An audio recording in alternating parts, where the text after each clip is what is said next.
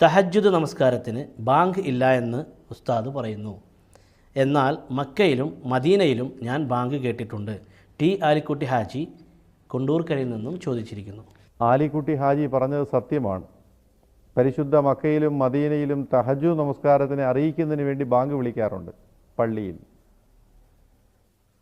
ഉസ്താദ് പറഞ്ഞത് ഓരോ വ്യക്തിയും തഹജ്ജുദ് നമസ്കരിക്കുന്ന വ്യക്തികൾ ബാങ്കോ ഇഖാമത്തോ കൊടുക്കണ്ട എന്നാണ്. മറിച്ച് ഒരു നാട്ടുകാരെ മൊത്തം അറിയിക്കുന്നതിന് വേണ്ടി പള്ളിയിൽ നിന്നും തഹജ്ജുദിൻ്റെ സമയമായി എന്നറിയിക്കാൻ ബാങ്ക് വിളിക്കുന്നതിൽ കുഴപ്പമൊന്നുമില്ല. അതാണ് മക്കയിലും മദീനയിലും കാണുന്നത്. ഖുർആൻ മലയാളത്തിൽ എഴുതുന്നതിൻ്റെ വിധി എന്താണ്? റഹയാനത്ത് കഞ്ഞിപ്പുരയിൽ നിന്നും എഴുതിയിരിക്കുന്നു. അള്ളാഹുവിൻ്റെ കലാമായ ഖുർആൻ ഷരീഫ് അറബി അല്ലാത്ത ഭാഷകളിൽ എഴുതുന്നത് തെറ്റാണ്. അത് ഖുർആൻ മൊത്തത്തിൽ എഴുതുന്നതിൻ്റെ വിധിയാണ്. നേരെ മറിച്ച് ചെറിയ വാക്കുകൾ പഠിക്കാൻ വേണ്ടി ചെറിയ ആയത്തുകളൊക്കെ എഴുതുന്നതിൽ വലിയ കുഴപ്പമില്ല. ഉദാഹരണത്തിന് അള്ളാഹു ഖുർആനുള്ള വാക്കാണ്. ബിസ്മില്ലാഹിർ റഹ്മാനിർ റഹീം ഖുർആനാണ്. ഖുർആൻ എന്നുള്ളതും ഖുർആനുള്ള വാക്കാണ്. ഇതൊക്കെ നാം മലയാളത്തിലും ഇംഗ്ലീഷിലുമൊക്കെ എഴുതാറുണ്ട്. ഇതുപോലുള്ള ചെറുതൊഴിച്ച് മൊത്തത്തിൽ ഖുർആൻ മറ്റു ഭാഷകളിൽ എഴുതുന്നത് കടുത്ത കുറ്റമാണ്. ഉസ്താദ് പറഞ്ഞ ദുആ ഓതി എൻ്റെ മകളുടെ വിവാഹം ഭംഗിയായി നടന്ന വിവരം സന്തോഷത്തോടു കൂടി അറിയിക്കുന്നു എന്ന് ഐഷ ഷൗക്കത്തലി അബുദാബിയിൽ നിന്നും പറഞ്ഞിരിക്കുന്നു. അൽഹംദുലില്ലാ. അല്ലാഹു സുബ്ഹാനഹു വ തആല നിങ്ങളുടെ മകളുടെ ജീവിതത്തിൽ ഖൈറും ബർക്കത്തും നൽകുമാറാകട്ടെ. വിവാഹ ജീവിതം സ്വപ്നം കണ്ട് കഴിയുന്ന ധാരാളം പേരുണ്ട്. അവരെല്ലാം അൽമഫാസിൽ കൊടുത്തിട്ടുള്ള ദുആക്കൾ പതിവാക്കി അള്ളാഹുവിനോട് ആത്മാർത്ഥമായി ദുആ ചെയ്യുക. അള്ളാഹു വിവാഹം എളുപ്പമാക്കി തരും ഇൻഷാ അല്ലാഹ്. ഭക്ഷണം കഴിക്കുന്ന ആളോട് സലാം പറയാൻ പാടില്ല എന്നുണ്ടോ? ആസിയ കൊണ്ടോട്ടിയിൽ നിന്നും ചോദിച്ചിരിക്കുന്നു. കയ്യിലും വായിലും ഭക്ഷണം ഉണ്ടായിരിക്കുകയും മടക്കാൻ ബുദ്ധിമുട്ടാവുകയും ചെയ്താൽ അവരോട് സലാം പറയേണ്ടതില്ല. അതല്ലാത്തവരോട് സലാം പറയുന്നതിൽ വലിയ കുഴപ്പവുമില്ല. ഭർത്താവിൻ്റെ മയ്യത്ത് കഫൻ ചെയ്തതിന് ശേഷം ഭാര്യയ്ക്ക് ഉമ്മ വയ്ക്കാമോ? മിസിസ് താജുദ്ദീൻ ഒരുമനയൂരിൽ നിന്നും ചോദിച്ചിരിക്കുന്നു. അങ്ങനെ ചെയ്യൽ അനുവദനീയമാണ്. പക്ഷേ അത് പ്രോത്സാഹിപ്പിക്കപ്പെടുന്നില്ല, അതിന് പ്രചോദനം കൊടുക്കപ്പെടുന്നില്ല. സിഹർ ചെയ്യുന്നവരുടെയും ചെയ്യിപ്പിക്കപ്പെടുന്നവരുടെയും വിധി എന്താണ്? സിഹറിൻ്റെ പ്രതിവിധി എന്താണ്? റിയ തൊടുപുഴയിൽ നിന്നും ചോദിച്ചിരിക്കുന്നു. സിഹിർ ചെയ്യലും ചെയ്യിപ്പിക്കലും വൻ പാപങ്ങളിൽപ്പെട്ടതാണ്. വൻ പാപങ്ങളിൽ തന്നെ സിഹിർ ഏറ്റവും കടുപ്പമുള്ളതാണ്. ഒരു കാരണവശാലും അതുമായി ബന്ധപ്പെട്ട ഒരു കാര്യങ്ങളിലും ഒരു സത്യവിശ്വാസി ഏർപ്പെട്ടുകൂടാ. മാത്രമല്ല, ഒരു നിശ്ചിത കാലം കഴിഞ്ഞാൽ ചെയ്ത സിഹിർ തിരിച്ചടിക്കുകയും ചെയ്യും.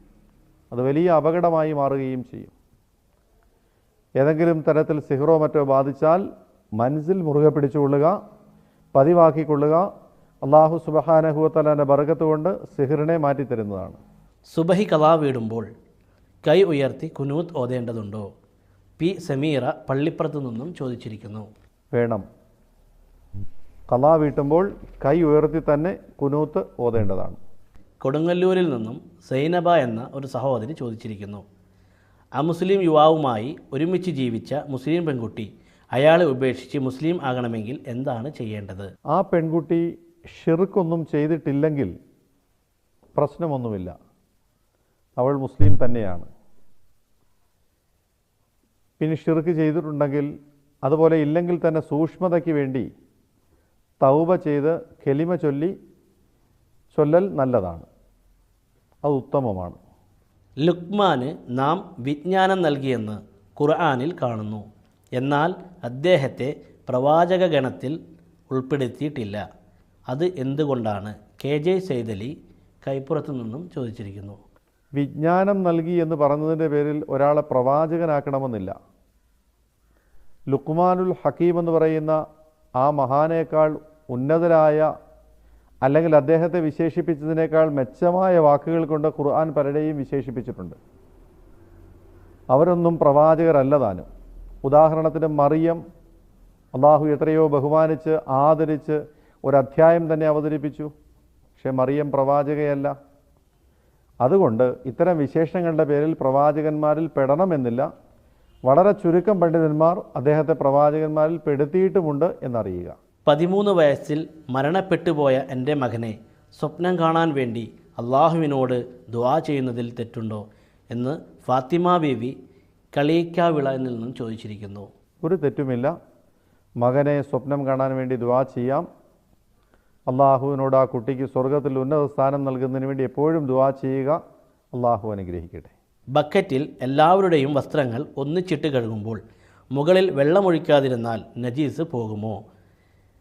ഉദ്യോഗമണ്ഡിൽ നിന്നും ഖദീജ എം അലി ചോദിച്ചിരിക്കുന്നു. മുതിർന്നവരുടെയും കുട്ടികളുടെയും സ്ത്രീകളുടെയും എല്ലാം വസ്ത്രങ്ങൾ ഒന്നിച്ചിട്ട് കഴുകുമ്പോൾ പ്രത്യേകം വെള്ളം ഒഴിച്ചില്ലെങ്കിൽ നജീസ് പോകുമോ എന്നാണ് ചോദ്യം. ഏത് രീതിയിൽ കഴുകിയാലും നജീസ് പോയിരിക്കണമെന്ന് മാത്രം. കുടഞ്ഞു കഴുകുകയോ മുകളിൽ വെള്ളമൊഴിക്കുകയോ ഏതെങ്കിലും തരത്തിൽ നജീസ് പൂർണ്ണമായി അതിൻ്റെ മണം, രുചി, നിറം എന്നിവ പോയിരിക്കണം. ഇത്രയുമേ ഉള്ളൂ.